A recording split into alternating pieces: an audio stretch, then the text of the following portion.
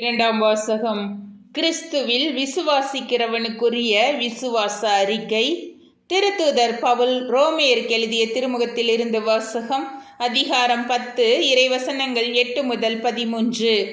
சகோதர சகோதரிகளே, மறைநூலில் எழுதியுள்ளவாறு, வார்த்தை உனக்கு மிக அருகில் உள்ளது, உன் வாயில் உன் இதயத்தில் உள்ளது, இதுவே நீங்கள் நம்பிக்கை கொள்ள வேண்டும் என நாங்கள் பறைசாற்றும் செய்தியாகும்.